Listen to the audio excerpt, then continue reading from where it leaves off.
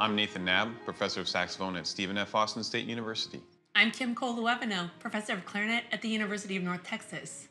Band directors have often asked me, what can I do to make articulation faster for my students? How can I get my students to tongue faster? Super common question, and we both agree that there really isn't any point in discussing articulation speed before the students can articulate efficiently. When we're talking about that, what we mean is learning how to keep the tongue and the mouth close to the reed and use as little tongue as possible. So really, air is always the first consideration. The tongue really needs the air to move well. Just like a flag on a flagpole needs the air to wave and to flutter in the breeze. A tongue, if you imagine the tongue being like that flag, it also needs the air always behind it to allow it to move the best it can. Right, so the articulation is on the airstream. On the airstream. Right.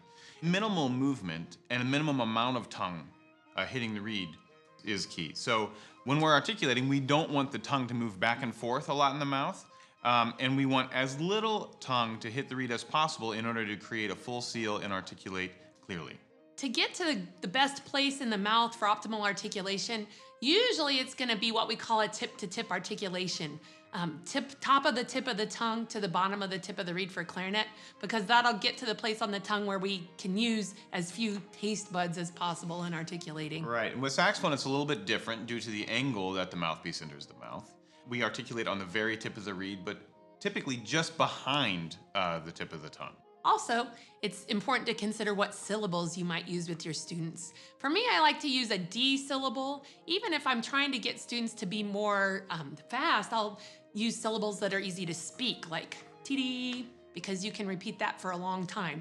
TDD, TDD.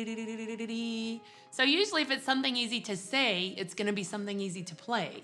Right, and if you just listen to the T syllable versus the D syllable, the T is more forceful.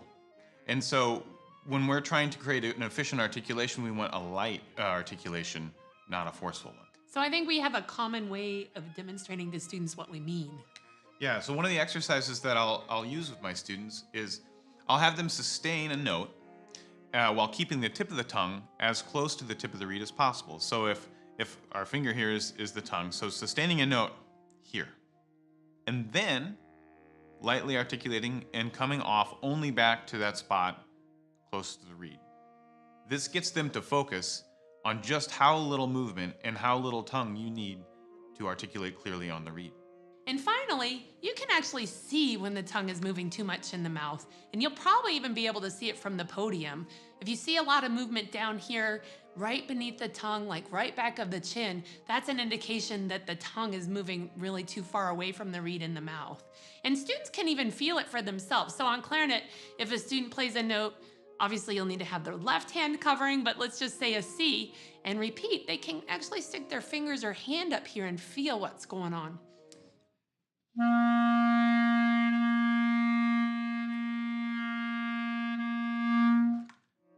I hardly felt any movement right here, and of course you could probably hear there was very, very little disturbance in the sound when I was playing that. No. Right, and that's the same is true for saxophone as well.